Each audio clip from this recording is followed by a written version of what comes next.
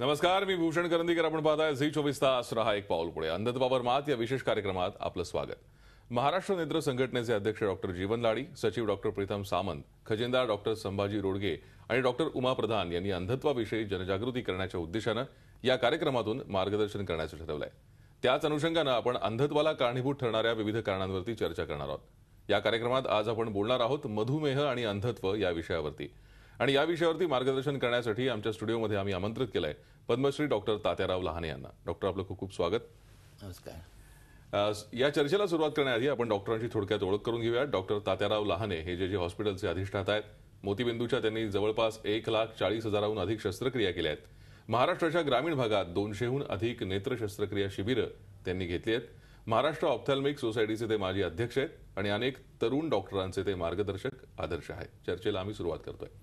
Doctor, मधुमेह आणि अंधत्व आजचा आपला विषय आहे.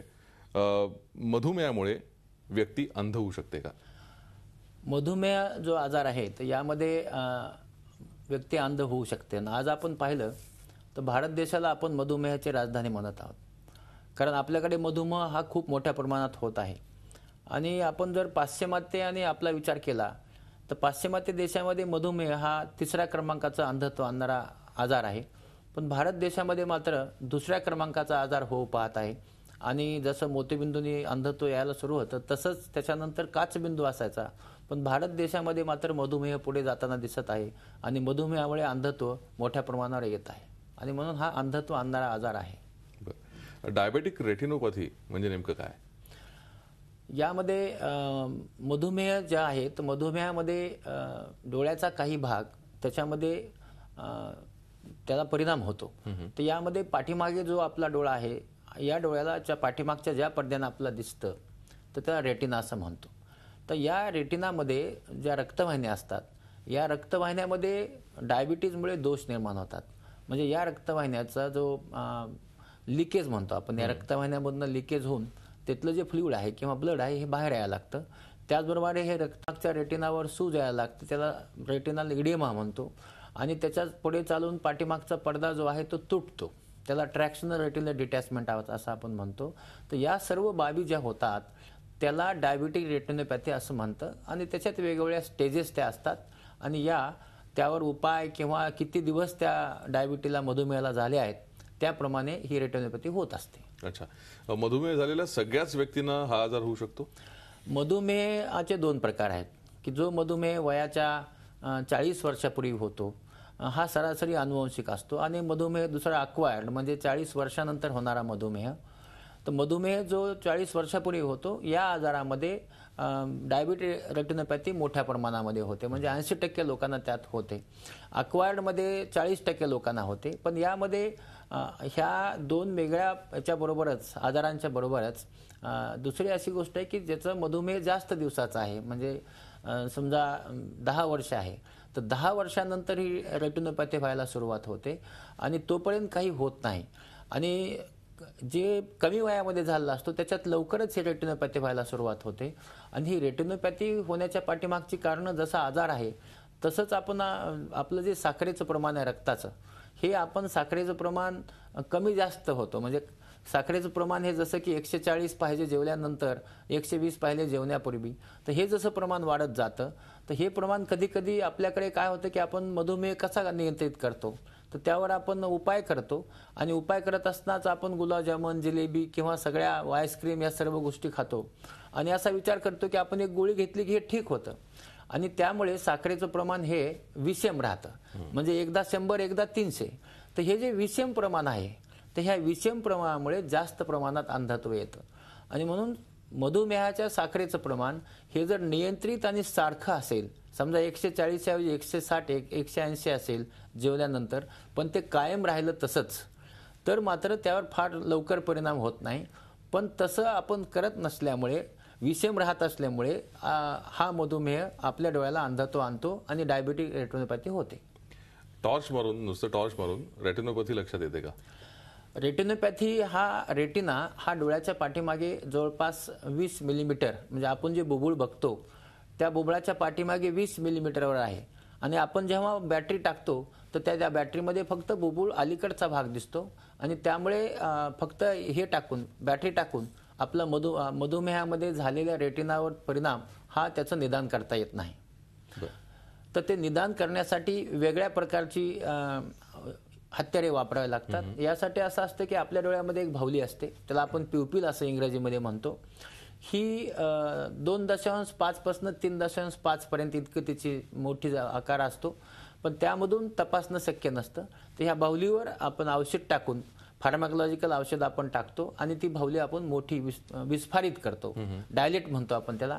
आणि विस्फारित केल्यानंतर मग इनडायरेक्ट ऑप्थॅल्मोस्कोप नावाचा एक ऑप्थॅल्मोस्कोप असतो. या ऑप्थॅल्मोस्कोपने 360 डिग्रीमध्ये पाठीमागचा जो रेटिना आहे हा रेटिना तपासला जातो आणि तो रेटिना तपासूनच त्याचं निदान करता येतं.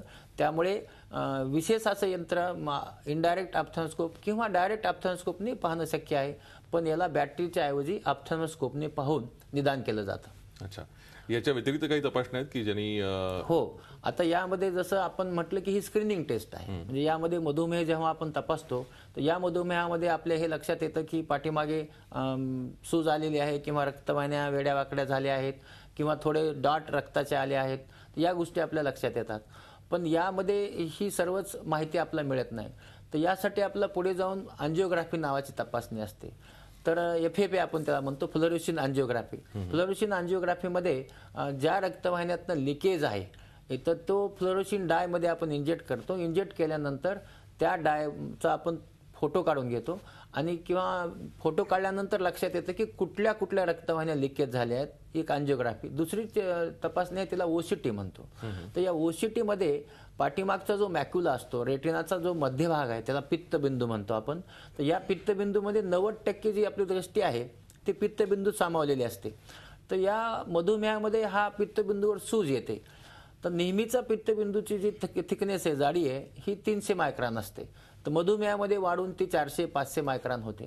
तर ही किती मायक्रॉन झाली आहे की ज्यामुळे आपला उपाय करण्याची गरज आहे का, तर यासाठी OCT नावाची तपासणी असते. ही तपासणी त्याची थिकनेस आहे, किती त्याचा सूज आली आहे, ती सूज आपल्याला त्याच्या जाडीच्या याच्यावर सांगते. त्यामुळे अँजिओग्राफी आणि OCT ह्या 2 विशेष रूपाने तपासण्या मधुमेहासाठी केल्या जातात. प्रेक्षक, आपण बघतोय की एकतर रक्तामधलं साखरेचं प्रमाण नियंत्रित राहणं फार महत्वाचं आहे. म्हणजे ते विषम असता कामा नये असं डॉक्टर सांगतायत. त्यामुळे आपल्याला मधुमेह असताना एखाद गोळी घेऊन गोड पदार्थ खाण्याचा मोह टाळा, हे थोडक्यात डॉक्टरने आपल्याला सांगितलंय. याच्यावरती उपचार पद्धती नेमकी कशी आहे? नाही, यावर असं आहे की मधुमेहाचं पहिलं उपचार पद्धती अशी आहे की याच्यावर नियंत्रण करणं. म्हणजे मधुमेहाच्या डॉक्टरांच्याकडे जाऊन आपला मधुमेहाचं मेडिकल नियंत्रण करणं ही पहिली उपचार पद्धती आहे. आणि मधुमेह झाल्यानंतर त्याच्या तपासण्या करून डॉक्टरांच्याकडे जाऊन आपण त्यावर गोळ्या असतील किंवा इंजेक्शन असतील हे घेतले पाहिजे. आणि आपला आहार जो आहे वेळेवर आणि नियंत्रित आहार घेतला पाहिजे. आणि त्यामध्ये आपण जे काही तळलेले वगैरे जंक फूड आपण जे खातो हे आपण बंद केलं पाहिजे. आणि त्यासाठी नेहमीसाठी म्हणजे आपण जसं हिमोग्लोबिन HbA1c नावाची तपासणी असते, तर 3 महिन्याची साखर कशी होती ते दाखवते. तर त्याचंही प्रमाण आपण बघितलं पाहिजे. आणि पहिली त्याच्यावर जे नियंत्रण आणायचं असेल तर मधुमेह नियंत्रित ठेवणे. मधुमेह फक्त औषध घेऊन नियंत्रित राहत नाही, तर त्यासाठी आपण थोडासा व्यायाम केला पाहिजे. तर मधुमेह 50% हे औषधाने, 50% व्यायामाने कमी होतो. तर हे पहिला उपाय आहे. दुसरा, डायबिटीजच्या रेटिनोपॅथी जेव्हा होते तर तेव्हा तिचं जेव्हा निदान होतं, निदान झाल्यानंतर त्यावर आपला उपाय करावा लागतो. आणि उपाय करण्यासाठी समजा पाठीमागे रक्तवाहिन्यामध्ये दोष निर्माण झाले असतील तर आपण PRP म्हणजे त्याचं जे फोटोकॉग्युलेशन आहे तर लेसर पद्धतीने आपण त्याचं PRP लेसर करतो. आणि याच्यासाठी 1, 2, 3 सेटिंग कराव्या लागतात. आणि यामध्ये ज्या वेड्यावाकड्या रक्तवाहिन्या झाल्या आहेत किंवा ऋतून रक्तस्राव ज्या रक्तवाहिन्यामध्ये होणार आहे त्या रक्तवाहिन्या बंद केल्या जातात, की ज्यामुळे मग आपल्या डोळ्यामध्ये रक्तस्राव होत नाही. आणि नाही झाल्याने मग आपला तो जो डोळा आहे आपला तो दृष्टी आपली कायम टिकवता येते. आणि म्हणून लेसर ही उपचार पद्धती सुरुवातीला. आणि म्हणून मधुमेह झाल्यानंतर फक्त मधुमेहाच्या डॉक्टरकडेच न जाता प्रत्येक 6 महिन्यांनी डोळ्याच्या डॉक्टरकडे, आणि डोळ्याच्या डॉक्टरकडेही रेटिनावर ज्यांचं तज्ज्ञ आहेत रेटिना अशा डॉक्टरकडे जाऊन त्याचं लेसर करून घ्यायला पाहिजे. आणि लेसर करून पुन्हा 6-6 महिन्यांनी प्रत्येक वेळेस डॉक्टरला दाखवत राहणं हा त्याच्यावरचा उपाय करण्यासाठी फार गरजेचं असतं. तुम्ही लेसरचा उल्लेख केला डॉक्टर. लेसर केल्याने रेटिनाला इजा पोचते, हे खरं आहे का? यामध्ये खूप असे गैरसमज झाले आहेत. आपल्याकडे जेव्हा रुग्ण येतो तर तेव्हा त्यांची जी मधुमेहामुळे झालेला रेटिना असतो हा रेटिना खूप खराब झालेला असतो आणि खराब झाल्यानंतर मग आपण त्याचं आपण लेसर करतो. पण ते लेसर केल्यानंतर कधी कधी त्यांना अंधत्व येतं आणि मग लोकांचा असा समज होऊन जातो की अंधत्व आलं आहे. पण हे लेसरमुळे आलेलं नसतं. आपण खूप उशीर करून मधल्या ज्या रक्तवाहिन्या आहेत त्या खूप वेड्यावाकडे झालेल्या असतात आणि मग अशा वेळी डॉक्टर ह्या रक्तवाहिन्या ना लेसर करून त्यांची दृष्टी टिकवण्याचे प्रयत्न करत असतात. पण टिकण्यासाठी ती दृष्टी शिल्लक राहिलेली नसते. लेसरमुळं अंधत्व येतं ही चुकीचा समज आहे. लेसरमुळं अंधत्व थांबवता येतं किंवा अंधत्व येत नाही. फक्त इतकंच आहे की लेसर आपण उशिरा करतो, निदान उशिरा करतो आणि त्यामुळे त्याचं असं वाटतं की लेसरमुळे ते अंधत्व आलं आहे. हा संपूर्णपणे गैरसमज आहे. लेसर हा त्याच्यावरचा उपाय आहे दृष्टी टिकवण्यासाठी. खरंय. थोडक्यात लेसरमुळे रेटिनाला कोणती इजा पोहोचत नाही. गैरसमज असतील तर मनातनं काढून टाका. डॉक्टरांनी तर सांगितलंय. ही चर्चा अशीच सुरू ठेवणार आहोत. मात्र त्यापूर्वी वेळ झाली आहे एका ब्रेकची. आपण कुठेही जाऊ नका. पाहत राहा झी 24 तास. रहा एक पाऊल पुढे.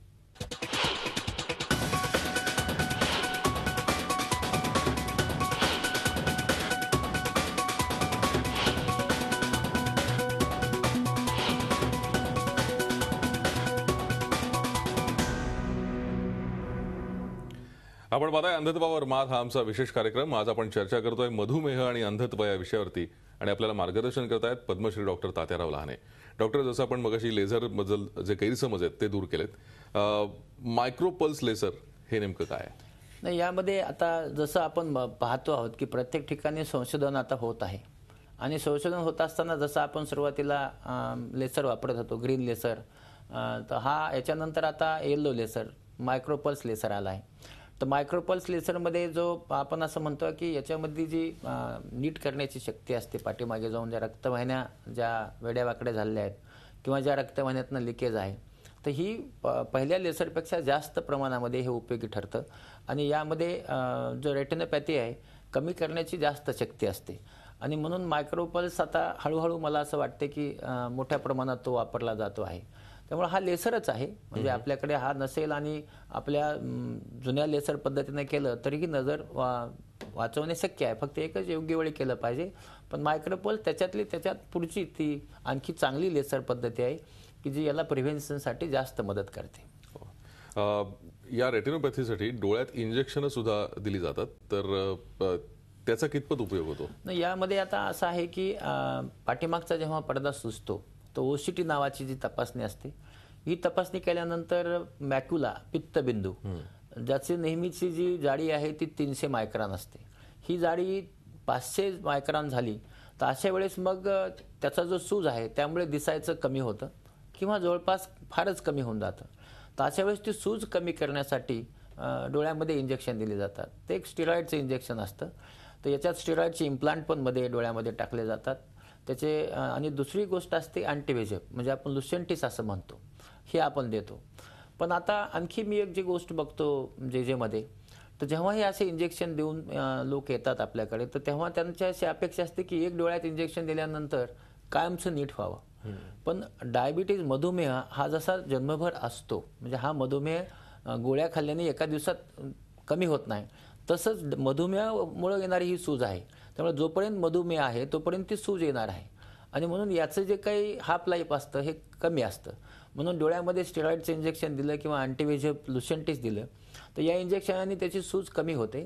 तर प्रत्येक रुग्णामध्ये ही सूज कधी कुणाची 3 महिने कमी होते, 2 महिने कमी होते, पण त्याच्यानंतर हे इंजेक्शन पुन्हा रिपीट करावं लागतं आणि रिपीट केल्यानंतर पुन्हा त्याची सूज कमी होते. पण हे उपाय आहे, जसं आपण रोज गोळ्या घेतो तसं पण हे घ्यावं लागतं आणि म्हणून इंजेक्शन हे यामध्ये डोळ्यामध्ये इंजेक्शन जे आहे ते गरजेचं असतं की जेव्हा डोळ्यामध्ये पाठीमागच्या पडद्यावर सूज येते आणि हे दोन्ही प्रकारचे इंजेक्शन्स आहेत हे चांगलं काम करत असतात. पण मला असं वाटतं की इंजेक्शन घेतल्यानंतर पुन्हा दाखवून जेव्हा गरज आहे तेव्हा पुन्हा ओसीटी करून पुन्हा रिपीट इंजेक्शन घ्यावे लागतात. डायबेटिक रेटिनोपॅथीमुळे डोळ्यात जी इजा होते किंवा हॅमरेज होतं की डोळ्यामध्ये ज्या रक्तवाहिन्या आहेत त्याचं लिकेज होतं, म्हणजे त्याच्यातनं रक्त बाहेर यायला लागतं. दुसरी गोष्ट अशी आहे की त्याचे वेडीवाकडी रक्तवाहिन्या त्या होतात आणि त्या झाल्यामुळे मग रक्तस्राव होतो. याला विट्रियस हिमोरेज असं आपण म्हणतो. आपला जो डोळा आहे त्याच्या पाठीमागे एक मोठं चंबर असतं, त्याच्यात विट्रियस नावाचा जेल असतो. तर या जेलमध्ये हे रक्त मिसळतं. हे रक्त जेव्हा जेलमध्ये मिसळतं तर तेव्हा पारदर्शक जो आपला जेल आहे तो अपारदर्शक होतो आणि आपली दृष्टी जाते. तर अशा वेळेस सुरुवातीला गोळ्या आणि औषध देऊन हे कमी होतं का हे पाहिलं जातं. पण हे जर कमी होत नसेल तर अशा वेळेस मात्र आपला त्याचं शस्त्रक्रिया करून हे रक्त काढावं लागतं. त्याला व्हिट्रेक्टॉमी असं आपण म्हणतो. आणि हे केल्यानंतर मात्र पुन्हा ते रक्त निघून गेलेलं असतं. पण आपला मधुमेह नियंत्रित नसेल पुन्हाही तर पुन्हा रक्तस्राव होतो आणि मग रिकरंट आपण पुन्हा पुन्हा होणारा हा रक्तस्राव म्हणतो. तर अशा वेळेस आपण डोळ्याचं पुन्हा व्हिट्रेक्टॉमी करून मध्ये आपण सिलिकॉन ऑइल नावाचं एक ऑइल आपण भरत असतो की याच्यामुळे रक्तस्राव पुन्हा होऊ नये याची आपण काळजी घेत असतो. पण त्याच्यावर व्हिट्रेक्टॉमी हा उपाय आहे. पण रक्त येऊच नये यासाठी योग्य वेळी दाखवून जर आपण लेसर करून घेतला तर हा विट्रियस मध्ये रक्त येत नाही. दुसरी गोष्ट अशी आहे की दुसऱ्यांदा शस्त्रक्रिया कधी करावी लागते की असं नेहमी नेहमी रक्तस्राव झाल्यामुळे ट्रॅक्शनल म्हणजे हा जे फायब्रोसिस तयार होतं आणि ते फायब्रोसिस तयार झाल्यामुळे ते रेटिनाला पुढे पूल करतं. रेटिनाला पूल केल्यामुळे म्हणजे खेचतं पुढे आणि खेचल्यामुळे काय होतं की रेटिना ज्या ठिकाणी आहे तिथून तुटून तो बाहेर येतो आणि एकदा तुटून बाहेर आला की दिसायचं निघून जातं. तर मग याच्यासाठीही पुन्हा व्हिट्रेक्टॉमी करून तो रेटिना मागे जावा याच्यासाठी सिलिकॉन ऑइल घातलं जातं आणि रेटिना जो पुढे आला आहे तो रेटिना ऑइलनी मागं बसवला जातो आणि मग दृष्टी पूर्ववत आणण्यासाठी प्रयत्न केले जातात. पण या दोन्ही गोष्टी ह्या मधुमेह नियंत्रित न ठेवल्यामुळे होणाऱ्या आहेत आणि मधुमेह जर नियंत्रित ठेवला तर ह्या दोन्ही शस्त्रक्रिया टाळता येतात. लेसरनी त्याची दृष्टी आणता येते आपल्याला परत आणता येते आणि म्हणून असं झालंच तर योग्य वेळी याच्यावर उपायही करणं गरजेचं आहे आणि म्हणून व्हिट्रेक्टॉमी हा त्याच्यावरचा उपाय आहे. ते रक्तस्राव असो किंवा पाठीमागचा पडदा सुटून तो पुढे आलेला असो. खरंय. हे जे आता तुम्ही सगळे उपचार सांगितले यांनी गेलेली नजर परत येऊ शकते का हे मला तुमच्याकडनं जाणून घ्यायचं आहे. पण त्यापूर्वी वेळ झाली एका छोट्याशा ब्रेकची. आपण कुठेही जाऊ नका, पाहत राहा झी 24 तास, रहा एक पाऊल पुढे.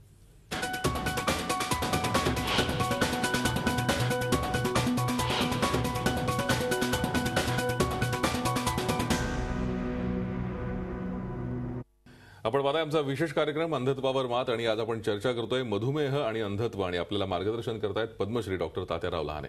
डॉक्टर, जसं आपण मगाशी उपचार पद्धती सांगितल्या या उपचारांमुळे गेलेली दृष्टी परत येऊ शकते का आणि ती हा आजार कायम राहू शकतो का? एकतर मधुमेह हा आजार असा आहे की ते जन्मभर आपल्यावर राहतो. पण जर आपण त्यावर उपाय केले तर याचं आयुष्य चांगलं मिळतं आणि आजार बराही होतो. पण त्यावर उपाय केले पाहिजे, व्यायाम केला पाहिजे. दुसरी गोष्ट आहे की दृष्टी गेल्यानंतर परत येते का. दृष्टी जाण्याचे दोन प्रकार असतात ज्यामध्ये व्हिट्रियस हेमोरेज किंवा रेटिनल डिटॅचमेंट झाला आहे आणि ते होऊन दृष्टी गेली आहे. तर अशा वेळेस ही दृष्टी परत नक्की आणता येते. पण मधुमेहामध्ये हे सर्व लेसर करून उशीर झाला आहे आणि लेसर केले आहेत किंवा पेशंटनी फार दिवस त्याची काळजी घेतली नाही, बऱ्याच वेळेस रक्तस्राव झाला आहे. तर अशा वेळेस पाठीमागचे जे रक्तवाहिन्या आहेत ह्या रक्तवाहिन्या काम करायचं थांबतात आणि ह्या आपण याला असं म्हणतो की बर्न्ट आउट रेटिनोपॅथी. म्हणजे या रेटिनोपॅथीमध्ये त्याला पुन्हा दृष्टी आणणं शक्य होत नाही आणि म्हणून जे टेम्पररी नजर गेली असेल समजा रक्तस्रावाने किंवा पडदा सुटल्याने ते परत आणता येते. पण कायमची नजर जर गेली असेल जे मधुमेहामध्ये जाते तर ती दृष्टी परत आणता येत नाही. आपण त्या गेल्यानंतर बऱ्याच वेळेस आपण फिरतो. तर मला एवढंच सांगायचं आहे की दृष्टी गेल्यानंतर डॉक्टरांच्याकडे फिरण्यापेक्षा किंवा 4-4 डॉक्टर मोठे मोठे दवाखाने पाहण्यापेक्षा दृष्टी जाऊ नये याच्यासाठी मधुमेहाच्या ज्यांना मधुमेह आहे की त्यांनी स्वतःचा डोळा तपासून घेणे, मधुमेहाचे नियंत्रण करणे असं केल्याने दृष्टी जात नाही आणि गेलेली दृष्टी जी आहे ती परत येत नाही. खरंय. मगाशी तुम्ही काही एक सोपे उपाय सांगितले, समजा व्यायाम करणे असेल किंवा योग्य आहार घेणे असेल, अशाच माध्यमातून काय संदेश द्याल जर आपल्याला हा आजार टाळायचा असेल तर? मी एकच संदेश देईल की ज्यांच्या घरात मधुमेह आहे तर त्यांच्या घरी बाकीच्या म्हणजे नातेवाईकांना त्यांच्या मुलांना वगैरे मधुमेह होऊ शकतो. त्यांनी सुरुवातीपासूनच मधुमेहाची काळजी घ्यावी किंवा आहे का नाही ते पाहावं. मधुमेह झाल्यानंतर मधुमेहाच्या डॉक्टरांना दाखवून त्यावर उपाय करावे की आपला आहार महत्त्वाचा आहार, आपला आहार नियंत्रित करावा. जंक फूड वगैरे जे असतात ते खाऊ नये कारण मधुमेहामध्ये बाकीचे आजारही खूप होतात. आणि त्यानंतर योग्य वेळी समजा डोळ्यामध्ये रेटिनोपॅथी झाली तर त्याच्यावर लेसर हा उपाय करून घ्यावा की ज्यामुळे आपलं जे अंधत्व आहे ते येणार नाही आणि आपलं आयुष्यही वाढेल. मी पाहिलं आहे की 85 वर्षाची एक महिला माझ्याकडे मोतीबिंदू करण्यासाठी आली होती आणि तिला वयाच्या 12व्या वर्षी मधुमेह झाला होता, पण 85 वर्षीही तिचे डोळे एकदम चांगले होते आणि शस्त्रक्रिया केल्यानंतर 6/6 त्यांना दृष्टी आली. पण मी त्यांना विचारलं तर त्यांनी सांगितलं की त्यांचं नियंत्रित आयुष्य आहे. सकाळ दुपार संध्याकाळ ते नियंत्रित जेवण करतात, गोळ्या घेतात आणि रोज 5 किलोमीटर फिरतात. मला असं वाटतंय असं आपण जर केलं तर मात्र हा मधुमेह आपला टाळता येतो आणि अंधत्व टाळता येतं. खरं डॉक्टर, खरं तर खूप सोपा उपाय तुम्ही सांगितलात. फक्त आता गरज आहे ती आम्हा सगळ्या सामान्यांनी याची अंमलबजावणी करण्याची आपल्या रोजच्या आयुष्यामध्ये. खरं तर खूप मोठा विषय, पण तुम्ही इतक्या कमी वेळात इतकं छान मार्गदर्शन केलं त्याबद्दल आपले खूप खूप आभार. नमस्कार. या विशेष कार्यक्रमात इथेच थांबतोय. ताज्या बातम्यांसाठी आपण पाहत राहा झी 24 तास. रहा एक पाऊल पुढे.